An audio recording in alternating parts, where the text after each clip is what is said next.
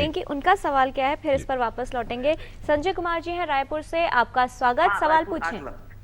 हाँ सर, मेरी पत्नी का उम्र 25 वर्ष है जी। और सर उसका दांत जो आगे का है ना जी। और सर थोड़ा उसका साइज आगे का निकला हुआ है जी। और अब मैं उसके लिए क्या कुछ चेहरा तो सर ठीक है, थोड़ा आगे का दांत जो है ना, आगे का ऊपर और नीचे दोनों थोड़ा बाहर की तरफ है आप कह रहे हैं? जी, बाहर का तरफ है जी।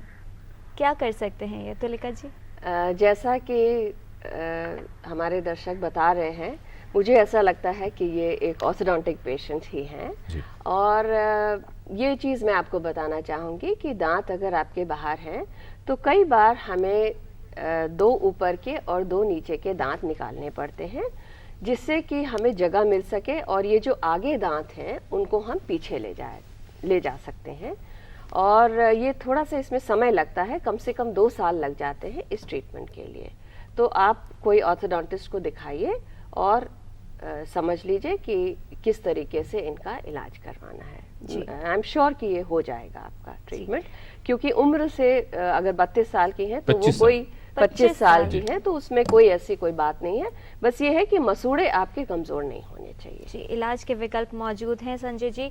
और आज टोटल हेल्थ में बात हो रही है दांतों की समस्याओं और ऑर्थोडोंटिक्स के विषय में। कारण क्या होते हैं, क्या समस्याएं होती हैं, ये तो हमने जान ली है। किस तरह से बचाव किया जाए ये भी जानेंगे, लेकिन फिलहाल समय हो गया एक छोटे से कमर्शियल ब्रेक का।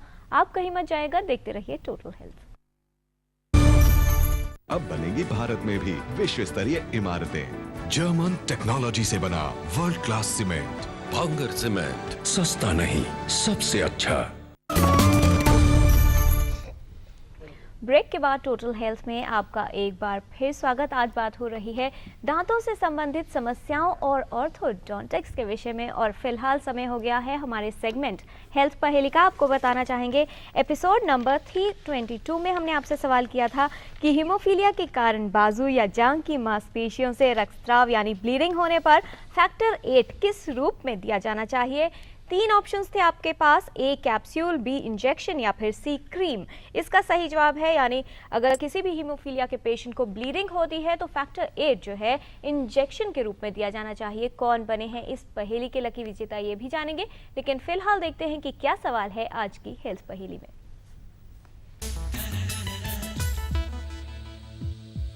आपको बताना है कि बच्चों में ब्रश करने की शुरुआत कब से करनी चाहिए। ऑप्शन ए 1 से 1.5 साल में, ऑप्शन बी 3 से 4 साल में या फिर ऑप्शन सी 5 से 6 साल में। आपके जवाब हमें 15 मई तक मिल जाने चाहिए। हमारा पता है total health, DD news, room number 505, tower B, Doordarshan Bhavan, Mandi house, Copernicus Marg, new Delhi 110001। आप अपने जवाब हमें ईमेल कर सकते हैं totalhealth@dd.nic.in पर, या फिर SMS भी कर सकते हैं।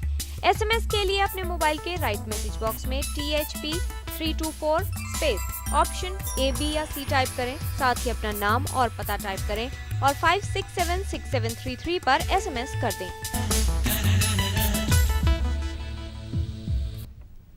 तो अगर आप भी जान चुके हैं कि क्या है इस पहेली का सही जवाब, तो आप भी लिख भेजिए और शामिल हो जाइए हमारे हेल्थ क्विज कॉन्टेस्ट में। अब जान लेते हैं डॉक्टर तुलिका त्रिपाठी से कि कौन बने हैं एपिसोड नंबर 322 के लकी विनर। डॉक्टर त्रिपाठी, सारी करेक्ट एंट्रीज आपके सामने रख दी है हमने। आपसे रिक्वेस्ट करेंगे कि आज के लकी विनर कौन है, आप हमारे व्यूअर्स को बताएं।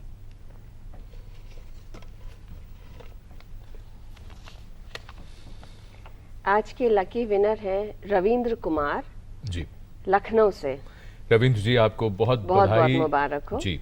और चर्चा को आगे बढ़ाते हैं। ब्रेक में जाने से पहले डॉक्टर जेटली, आपने एक बात कही थी कि कई तरह के ब्रश बाजार में मौजूद हैं, तो कौन सा ब्रश हमें इस्तेमाल करना चाहिए, सॉफ्ट, हार्ड, मीडियम, कौन सा?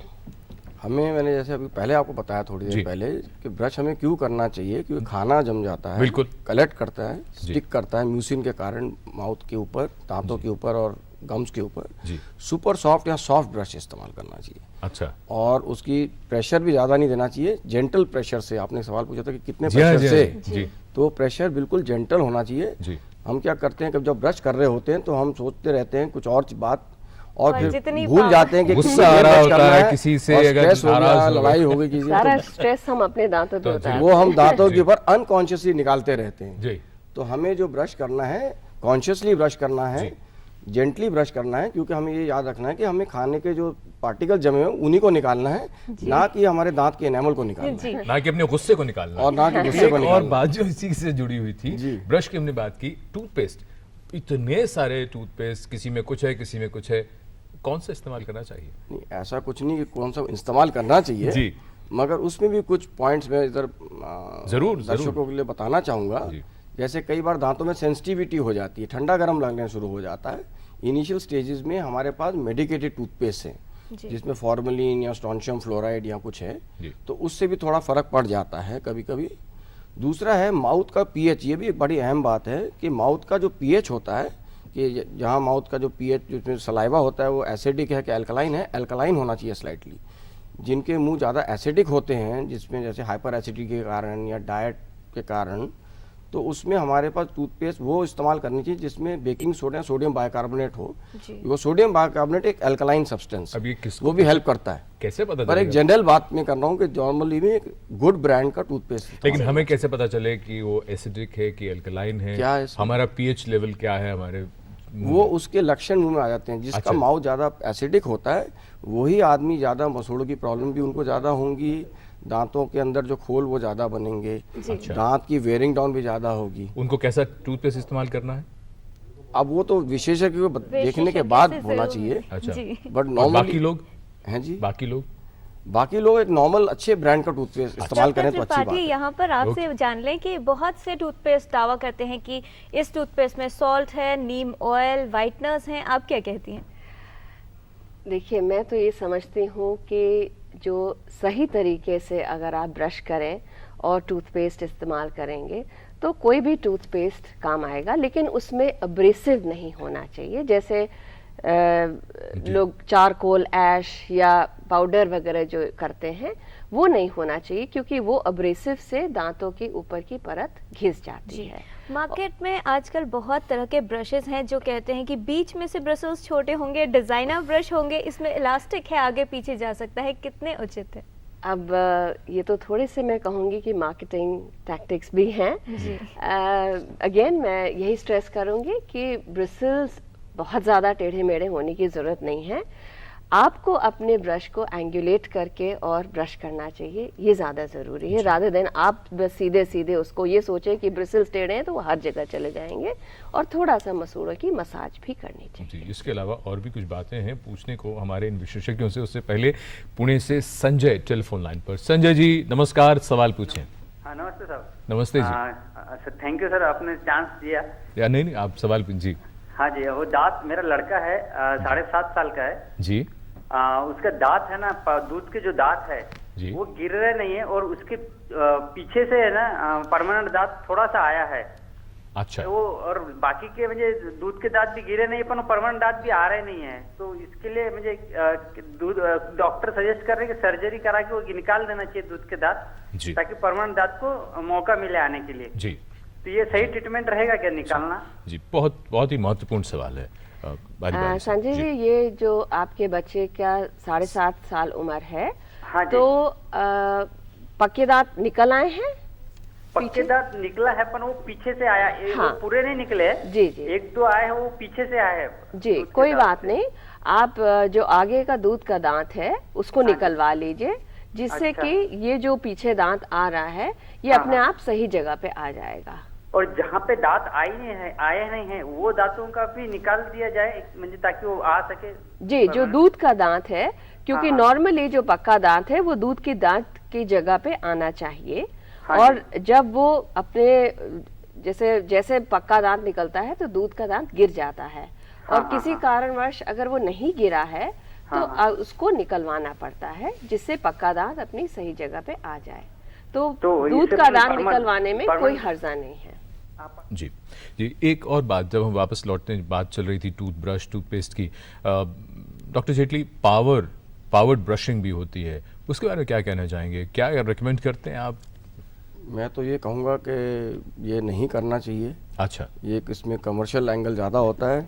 नॉर्मल रेगुलर ब्रश प्रॉपरली करें, प्रॉपर टेक्निक से करें जी, प्रॉपर टाइम के लिए करें, 2 बार दिन में करें, सुबह और रात को, वही एक अच्छी बात हमारे देश में बहुत लोग हैं जो अभी भी दातून पर निर्भर हैं, बबूल नीम की दातून की जाती है, वो कहाँ तक ठीक है और कितनी बढ़िया है?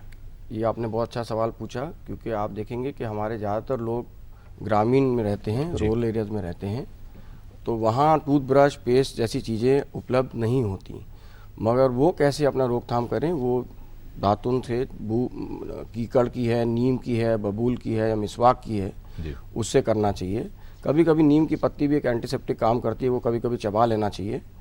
और कोई माउथ वॉश नहीं तो गुनगुने नमक या पानी के कुल्ले कर लिया करें 4 बार दिन में। उससे भी बहुत रोकथाम बीमारियों की हो जाती है और परख सारी निकल जाती है। जी डॉक्टर त्रिपाठी, जब भी बच्चों के दांतों के स्वास्थ्य की बात आती है, डाइट कैसी हो, क्या वो खान पान ले रहे हैं, कितना प्रभाव पड़ता है और कितना ज़रूरी होता है?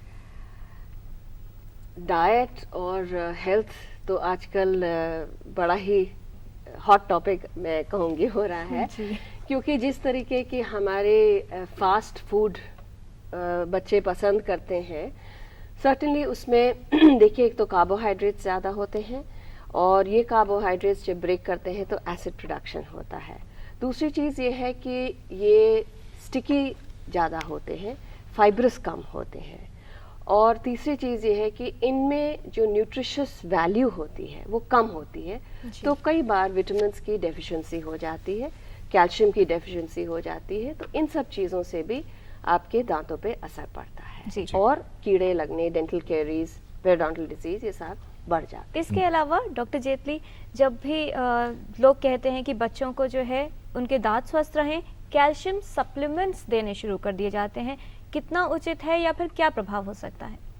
दांतों के लिए 2 एलिमेंट्स का होना बहुत ज़रूरी है डाइट में, कैल्शियम एंड फास्फोरस, और वो नेचुरल डाइट में दिया जाए सबसे बेहतरीन होना चाहिए। आर्टिफिशियल कोई चीज़ ऐसी नहीं देनी चाहिए, ना बच्चों को ज़रूरत चाहिए। बैलेंस डाइट होना चाहिए, उसमें बच्चा दूध, दही, पनीर, अगर नॉन वेजिटेरियन है तो अंडा, मीट, मच्छी भी खा सकते हैं। और ये बैलेंस डाइट लेने से कैल्शियम और फास्फोरस काफ़ी मात्रा में शरीर में चली जाती है। और कैल्शियम सप्लीमेंट्स देने से कैल्शियम की एक हानिकारक चीज़ ये है कि मोस्ट ऑफ द कैल्शियम जो हम टैबलेट फॉर्म में लेते हैं या सिरप फॉर्म में, वो बॉडी में अब्जॉर्ब नहीं होती, बल्कि उसके नुकसान ज़्यादा हो जाते हैं।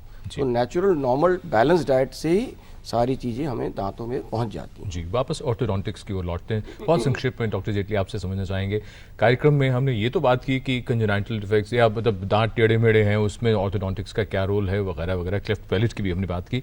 लेकिन एक बहुत इंपॉर्टेंट बात, बच्चे खेलते हैं या जैसे हमारे एक दर्शक का फ़ोन आया था, गिर गए थे, एक्सीडेंट के बाद दांतों में चोट लगी, इंजरी, एक्सीडेंट्स और ऑर्थोडोंटिक्स, इसका क्या रोल और कितना इसका भूमिका है?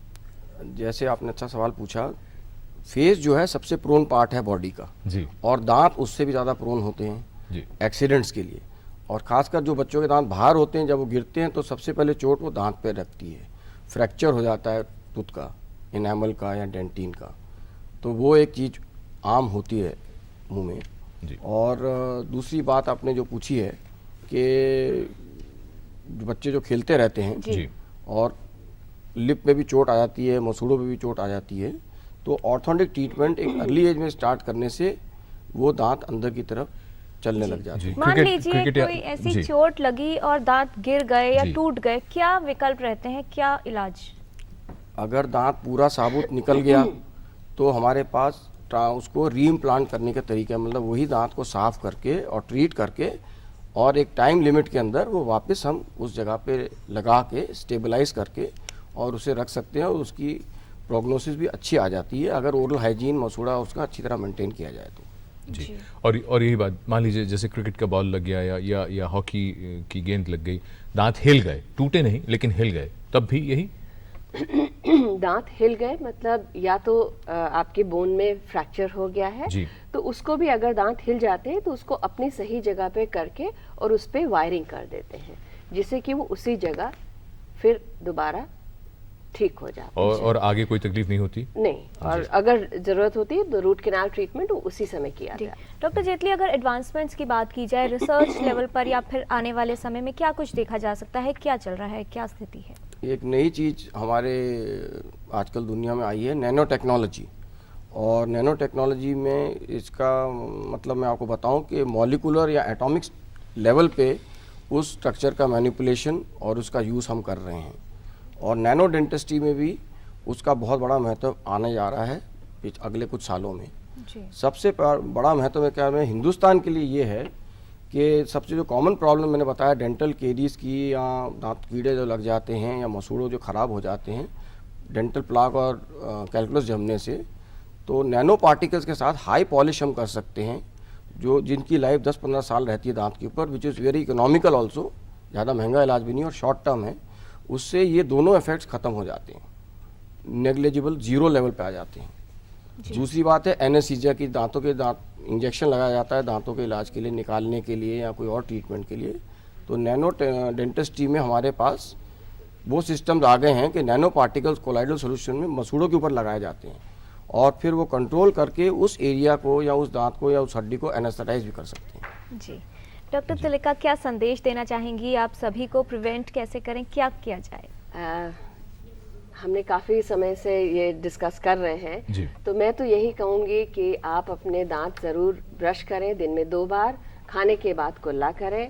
और अगर आपके दांत स्वस्थ हैं तो आपका शरीर स्वस्थ है, और शरीर स्वस्थ है तो आपकी मुस्कान भी बहुत मधुर होगी।